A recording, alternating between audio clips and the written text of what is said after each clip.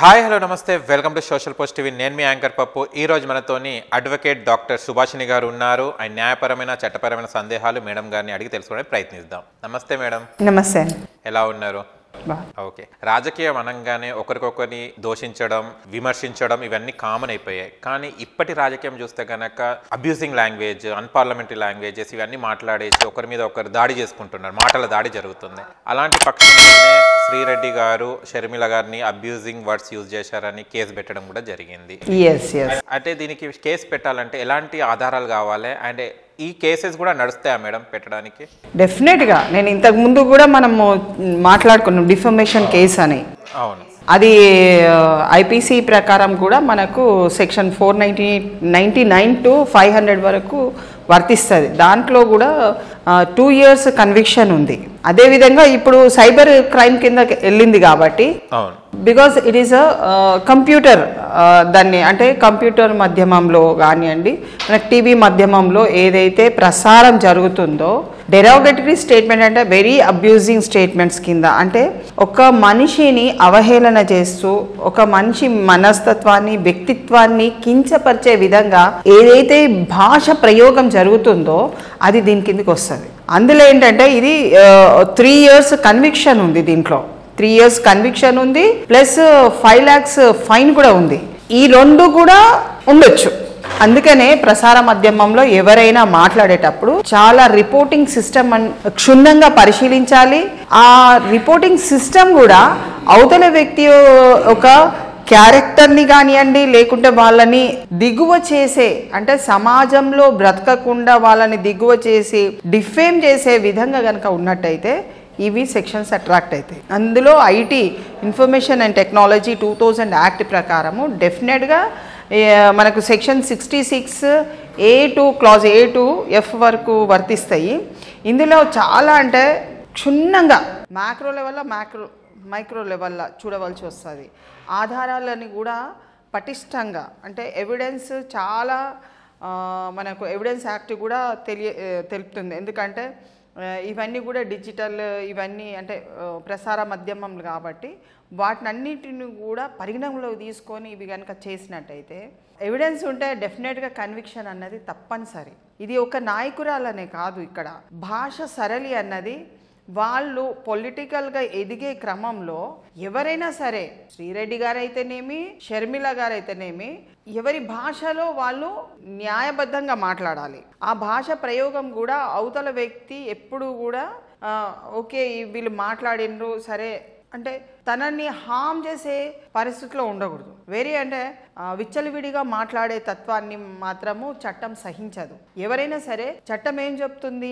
గౌరవించండి, సమాజంలో ఉన్న వాళ్ళని గౌరవించండి, సమాజం నిర్మాణం కోసం గౌరవించండి, రాజకీయం కోసం అని అస్తిత్వాలని పాడు చేసుకోమని చెప్పట్లేదు. That should be very clear అన్నట్టు. ప్రసార మాధ్యమంలో ఒక స్పీచ్ ఇచ్చిన ఒక వ్యక్తిని హాని తలపెట్టాలని మనసులో ఇంటెన్షనల్గా గ్రడ్జ్ తీసుకోవాలని ఉంటే కూడా that also amounts for a conviction. అది తెలిసిపోతుంది. వాళ్ళ భాష ప్రయోగం అంతా కూడా కంపల్సరీ తెలిసిపోతుంది. వాళ్ళు ప్రవర్తించే విధానం కూడా కావాల్సుకొని వాళ్ళని సమాజంలో తక్కువ చేయాలని, వాళ్ళ రెప్యుటేషన్, వాళ్ళకున్న సమాజంలో వాళ్ళు నడుస్తున్న అంటే వ్యక్తికి ఏం కావాలంటే ఇవాళ రేపట్లో ఒక మర్యాదపూర్వకమైన ఆహ్వానము, ఇతరుల దగ్గరికి వెళ్ళినప్పుడు మంచి మర్యాదలతోని కాస్తంత ఒక చిరునవ్వుతోని అమ్మ బాగున్నారా అన్న వ్యక్తిత్వాన్ని ఎక్స్పెక్ట్ చేసే వాళ్ళకి వాళ్ళ గురించి వ్యతిరేకంగా వాళ్ళని దిగువ చేసి సమాజంలో నడవకుండా చేసినప్పుడు definitely they will file the case. ఈమె ఒక్కతే కాదు. ఓకే, అంటే చాలా వరకు ఈమెతో శ్రీరెడ్డి గారితో ఇంక 8 మంది ఉన్నారు. బట్ వాళ్ళు అదర్ కంట్రీస్ లో కూడా 2-3 ఉన్నారు, అండ్ అదర్ స్టేట్ లో కూడా ఒకరు ఉండడం జరిగింది. వాళ్ళ మీద ఎలాంటి యాక్షన్ ఉంటుంది మేడం? డెఫినెట్ గా వాళ్ళకు నోటీసెస్ పంపిస్తారు. త్రూ వాళ్ళకు అంటే పోలీస్ త్రూలో కూడా మనకు నోటీసెస్ సర్వ్ అయ్యే అవకాశాలు, ఎందుకంటే అన్ని ఫోన్స్, ఈమెయిల్స్ ఇప్పుడంతా కూడా కోర్టు పరంగా కూడా దెర్ ఆర్ మెనీ, అంటే ఒక సొల్యూషన్కి రావాలి. ఒక అక్యూజ్డ్ ఏం చేస్తున్నారు, అక్యూజ్డ్కి ఒక ఇన్ఫర్మేషన్ ఇవ్వాలంటే త్రూ ఫోన్లో ఇస్తున్నారు, వాట్సాప్ కానీ మెయిల్స్ కానీ కూడా ఇస్తున్నారు. త్రూ అదర్ కంట్రీస్లో ఎక్కడైతే ఉన్నారో ఎవరు ఈ యొక్క ఇన్సిడెంట్కి ప్రేరేపితులై కారకులైన వాళ్ళని కూడా దీంట్లో పెట్టచ్చు. ఓకే, నా సజెషన్ ఇచ్చి ఏమని వేసేసి ఏమవుతుంది వాళ్ళ మీద పాస్ చేయి ఏమైంది ఇన్ని అంటే ఇప్పటి వరకు ఆమె మీద ఎక్కువ ఫైలింగ్ కాకపోవచ్చు, ఎందుకంటే షీ వాజ్ అటాకింగ్ ఓన్లీ కొంత బిగ్ పర్సనాలిటీస్ అనుకోండి, సెలబ్రిటీస్ అనుకోండి, పెద్ద పెద్ద వాళ్ళని అంటే మనం అనుకుంటున్నాం పెద్దవాళ్ళని, ఆమెకు పెద్దవాళ్ళు ఉన్నారో లేదో తెలియదు, బట్ అలాంటి వారు కేసులు పెట్టలేదు ఎక్కువ కూడా. ఇప్పుడు అవకాశం దొరికింది కాబట్టి డెఫినెట్లీ ఆమె ఫెరిషియస్ లేడీ, కొంచెము స్ట్రాంగ్ లేడీ కాబట్టి షర్మిల గారు కేసు పెట్టిండ్రు. ఒకవేళ తను కనుక ఎవిడెన్స్ కోర్టుకి ప్రొడ్యూస్ చేసినట్టయితే డెఫినెట్గా దెర్ విల్ బి ఎవిడెన్స్తోని డెఫినెట్గా కన్విక్షన్ అవుతుందండి. అయితే ఇది చేసింది మనం ఉంటే సోషల్ మీడియాలో ఆర్గ్యుమెంట్ జరిగింది, సంథింగ్ ఏదో అబ్యూసివ్ లాంగ్వేజ్ బట్ హైదరాబాద్లో సైబర్ క్రైమ్లో రిపోర్ట్ ఇవ్వడం జరిగింది, కంప్లైంట్ ఇవ్వడం జరిగింది అనిల్ గారు, బ్రదర్ అనిల్ గారు. అయితే ఇది అక్కడ కూడా ఏపీలో కూడా పెట్టొచ్చు కదా మేడం, ఇక్కడ పెడితే కూడా యాక్షన్ ఉంటుందా? అట్లా అనేం లేదండి, ఎక్కడ నివాసం ఉన్నది, ఎక్కడ తను అది చూసింది, అక్కడ జ్యూరిస్డిక్షన్ పాయింట్ ఆఫ్ వ్యూలో వేర్ యు ఆర్, మీరు ఎక్కడ ఉండి మీకు ఇబ్బందికరంగా జరిగింది అది మీరు తీసుకోవచ్చు. తాను ఎక్కడున్నదన్నది ఇప్పుడు ఎక్కడో మద్రాసులో ఉండి తను స్పీచ్ ఇవ్వచ్చు, మరి నువ్వు ఎక్కడున్నావో నీ జ్యూరిస్డిక్షన్ వస్తుంది.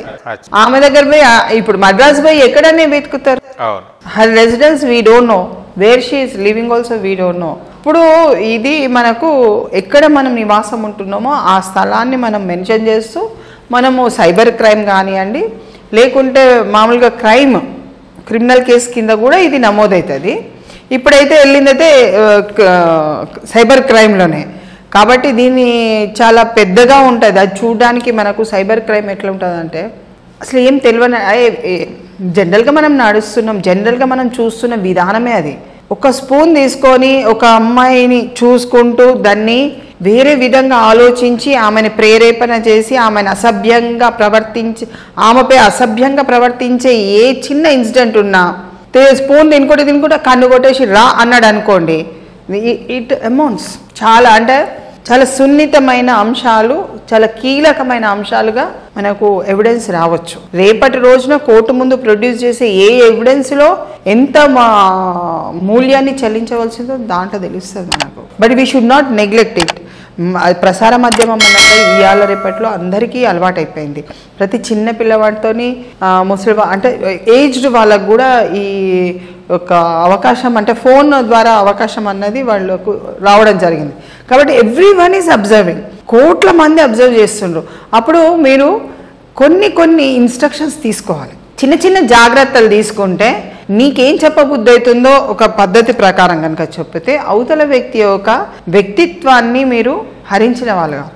అంటే మేడం చాలా వరకు చూస్తే కనుక పొలిటికల్లో ఇప్పుడు రాజకీయం అంటేనే వ్యక్తిత్వాలతో పాటు వెళ్తుంటారు. అంటే వ్యక్తిత్వం మీన్స్ ఏం చేశారు, ఏం చేయబోతున్నారు అన్న ధోరణిలో వెళ్తుంటారు. ఇప్పుడు అలాంటి ధోరణిలో కూడా నా మనస్తాపం బాగా అంటే నా మనోభావాలు దెబ్బతిన్నాయి, నన్ను ఇట్లా కించపరుస్తున్నారంటే మళ్ళీ ఇప్పుడు సమాజం అనేటోళ్ళు ఎలా ప్రశ్నిస్తారు, ఎదుటి వాళ్ళు ఎలా దాడి చేస్తారు వాళ్ళ మీద? అంటే అపోజిషన్ అంటే దాడి చేయడం, తప్పుని వ్యక్తం చేయడం కదా, ఎలా చేస్తారు? పనితనం. ఓకే, సపోజ్ ఒక వ్యక్తి పొలిటికల్గా ఎదగాలనుకున్న వ్యక్తి he should reach the people in appropriate manner. నేను ఈ పని చేయగలుగుతాను, నేను ఈ పని చేసి సాధించి మీ ముందు ఈ పనిని ప్రూవ్ చేసుకునే కెపాసిటీ నాకు ఉంది, సో నాకు ఓటు వేయండి అని చెప్పడం వేరు. అవతల ప్రభుత్వం నడుపుతున్న వ్యక్తుల పైన విమర్శలు చేస్తూ అసంఘటిత శక్తులతోని కలిసి దాడి చేయడం అన్నది వేరు. ఇప్పుడు నువ్వు దాడి చేసి నీకు 10 మందితోని నువ్వు కలిసి ఒక వ్యక్తి మీద గాని ఒక ప్రభుత్వం మీద గాని మాటల ద్వారా దాడి చేయడం, ఇప్పుడున్న లాంగ్వేజ్ మొత్తం ఇట్లా ఒక సంవత్సరం నుంచి తీసుకున్న వీడియోస్ల లాంగ్వేజ్ పొలిటికల్ లీడర్స్ అందరు తలుచుకుంటే 100 కేసులు అయితే 100 కేసులు నాట్ నువ్వు సింగిల్ కూడా వదిలిపెట్టకుండా మొత్తం ఇచ్చేయచ్చు. అంటే అంత దుర్భాషలు ఆడుకుంటారు. అలా ఆడుకోవాల్సిన అవసరం లేదు. ఎన్నుకునే వ్యక్తి ఎవరు? ఓటర్కి పవర్ ఉంది, పొలిటికల్ లీడర్కి ఎక్కడ ఉంది పవర్? ఓటేస్తే నువ్వు గెలిచే వ్యక్తివి కాబట్టి ఓటర్కే పవర్ ఉంటుంది. కాబట్టి ఆ పవర్ఫుల్ ఓటుని సమాజంలో ఉన్న ప్రజలు తెలుసుకొని ఈ రోజు ఎవరు ఏం చేస్తున్నారు, ఎలా చేస్తున్నారు, ప్రజల ఇప్పుడు యథా రాజా తదా ప్రజ, రాజు ఎలా ఉంటే ప్రజలు అలా ఉంటారు. ఎవరు ఏ విధంగా పని చేయాలో ఎవరు డిసైడ్ చేస్తారు, మాటలు ఏ విధంగా ఉండాలని. ఇంటి నుంచి ఒక కుటుంబం నుంచే ప్రారంభమవుతుంది. అమ్మ అయ్యా మీరు అందరిని బయట వాళ్ళని పెద్దలని గౌరవించండి అని, చిన్నప్పటి నుంచి గౌరవించండి అని నేర్చుకున్న వాళ్ళు ఈ రోజు ప్రసార మాధ్యమంలో ఎంతో విచ్చలవిడిగా తిట్టుకుంటున్నారు. మరి రాజకీయంగా దాన్ని కొంతవరకు తగ్గించుకోవాల్సిన అవసరము ఇప్పుడు ఆసన్నమైంది.